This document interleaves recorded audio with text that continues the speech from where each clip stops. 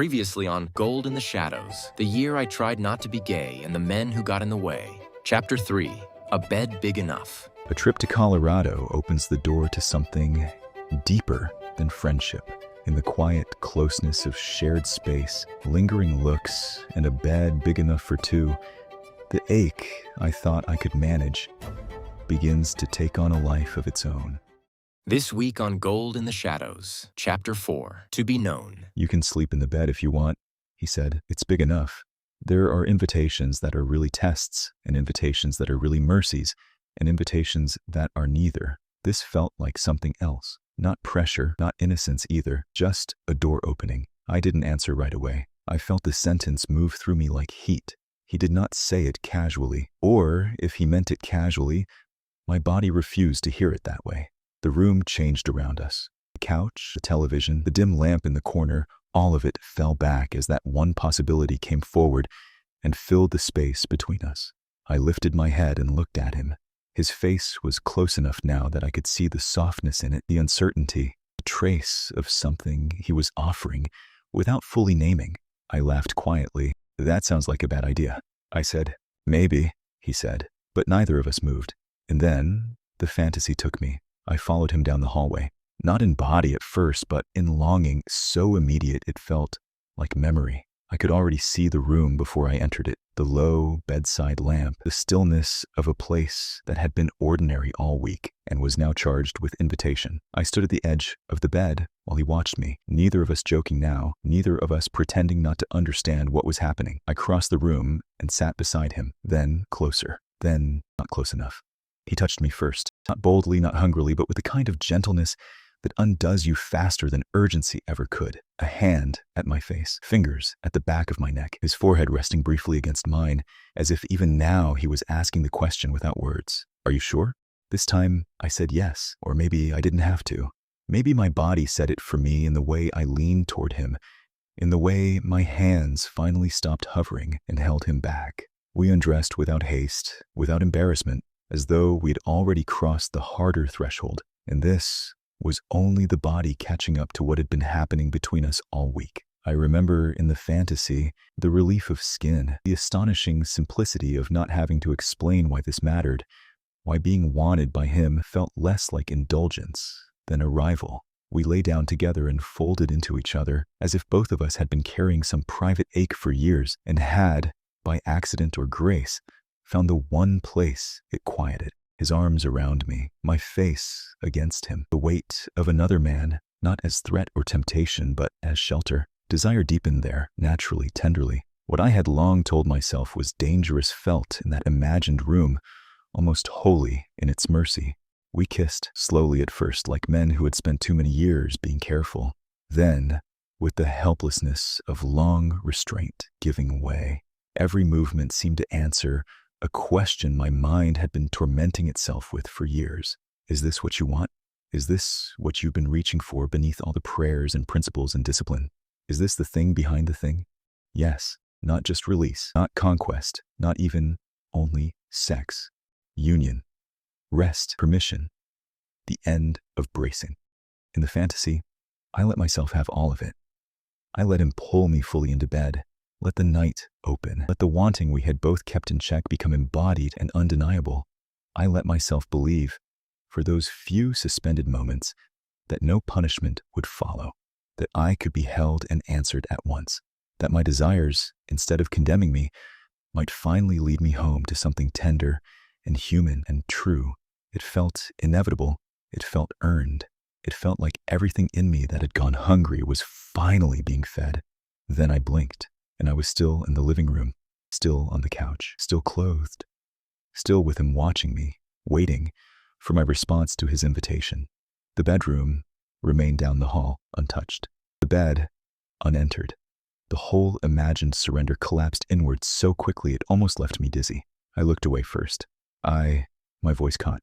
I hated how much effort it took to come back into the version of myself I knew how to live as. I think I should stay out here. He didn't say anything. I've made a commitment to stay celibate, I thought to myself. Even as I thought it, the words felt both true and terribly insufficient. They were not false. I had made commitments, private ones, spoken ones, sacred ones, desperate ones, commitments to God, to restraint, to singleness, to some future version of integrity I hoped would redeem the ache of the present. But in that moment, the word commitment felt so small beside what had just lived through me. Even then, years before my official covenant at 39, I was already making them. Private vows, inner bargains, devotional restrictions, promises to God shaped as much by fear as faith. The formal covenant would only give structure and drama to what had long been true of me. When desire rose, I answered it with austerity. When tenderness threatened to become embodied, I retreated into principle. When a door opened, I called it temptation and praised myself for staying outside. He held my gaze for a second, then nodded. "Okay," he said quietly, "I get it." I almost wished he would argue, or smile knowingly, or ask, "Are you sure?" Or just grab my hand and lead me down the hall into his bed and embrace. I wanted him to ask multiple times, so that when I gave in, I'd still feel a sense of dignity that I had resisted. But he was kinder than that. Damn him. He stood and I stood too, and we hugged there in the half-dark of the living room. One last lingering embrace that carried more resignation than innocence now. I could feel in my own body how begrudging the refusal was, how little nobility there actually was in it. This was not triumphant restraint. It was loss. Chosen loss, maybe. Faithful loss, if I insisted on naming it well. But loss, all the same. When we pulled apart, I felt the regret immediately, like a door closing on a room I had only just discovered. I watched him disappear down the hallway alone. Then I stared into the dark, my body still full of the life I had not allowed myself to live. Sleep would not come. I kept replaying the weekend fragments, the drive from the airport, the river water, the electric touch of his neck, his face turned toward me on the couch, the invitation to the bed, the hug, the ache. I felt alive in a way I had not wanted to admit I could still feel, and at the same time, I felt ashamed, not because I had crossed a line, because I had wanted to.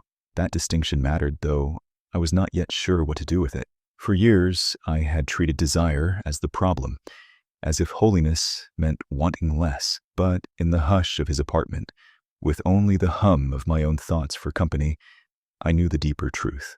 The secret was not lust. The secret was how desperately I wanted connection, how badly I wanted to be known, how near I had come, not even to sex really, but to something more destabilizing than that, to being known. That was always the deeper desire. Beneath the ache for touch, beneath the fantasies, beneath even the thrill of being wanted, was this older, more vulnerable longing to be seen by another man and not have to hide, to be known for exactly how I was. A man who wanted other men and not have to soften it, or rename it, spiritualize it, or drag it behind 1,000 careful explanations. I wanted to be integrated, out in the open. No more masks, no more cover-ups, no more confusions I was forced to call convictions. I wanted, in every sense of the word, to be known. That was what had stirred in me on Josh's couch. Not simply desire, not simple temptation, not even just the hope of being touched. The possibility that another man might see all of me, my longing, my tenderness, my hunger, my fear, and instead of recoiling, draw nearer. In the water, in the half-dark of his apartment, in the charged quiet between us, what undid me was not simply the risk of crossing a line. It was the possibility that I might finally be known by another man in the very place I'd spent my whole life hiding. Known and welcomed there. Known and wanted there. Known without disguise. By morning, I was still carrying the ache of two competing truths. I had said no to the bed, no to the fuller surrender my body and heart had both wanted, but I had not said no to longing. Longing remained. It moved through me like a live current. It kept a prayer from feeling like peace, and turned it instead into bargaining. So I prayed harder. I recommitted myself in the vague but fervent language I'd come to trust whenever I felt frightened by my own heart. I renewed my promises to singleness, to celibacy, to restraint, to a future that would somehow make all this ache meaningful. I told myself this was faithfulness. I told myself this was strength. I told myself this was what it meant to love God more than I loved being known. Maybe part of that was true, but even then, another part of me knew what else I was doing. I was retreating again into secrecy. At 39, when I would enter the year-long covenant with God in explicit form, a desperate attempt to resolve what still remained unresolved, I would give that instinct noble language. I would call it devotion, purity, clarity, consecration. But beneath those better words was an older reflex: hide, contain, divide, survive. The covenant did not create that instinct. It sanctified it. Josh was one of the reasons why. Not because anything happened, but because something almost did. Because in him, I caught a glimpse of what I had wanted all along. Not merely release, but recognition. Not merely sex, but the end of concealment. Not merely contact, but communion. And because I could not yet imagine how to be that man, open, integrated, known, I chose again the older self-protection. By then, the visit had already taken on the atmosphere of something ending before I had figured out what it was. Josh would be leaving town soon. But before he left, there was one more turn in the story waiting for me. One more introduction. One more man.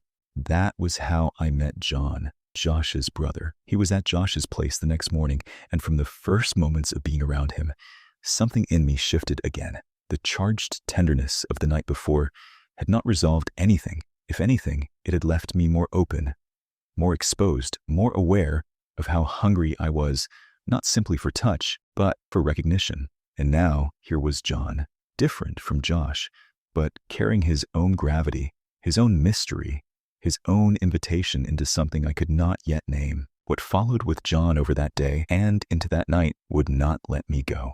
We spent hours together, and somewhere in the quiet honesty of it all, something in me attached itself to him, not in a way I could explain, not in a way that fit the rules I was living by, but in a way that felt immediate and undeniable. He trusted me with his sadness, his longing, his desire to be close to another man in a way he didn't know how to reconcile. And as I listened, something in me answered him, not out loud, not directly, but deeply enough that I could feel the connection forming beneath everything we said. The next morning, we drove to my friend Anton's house, where I would begin the long cross-country drive back to seminary in Kentucky. And then, in Anton's driveway, the leaving became real. Everything we hadn't said pressed itself into the space between us. We embraced longer than either of us meant to. His arms tightened, and I felt it before I could name it. Something rising in my chest that didn't want to let go. When we pulled back, it wasn't clean. We lingered there, close enough to feel each other's breath, speaking in low voices.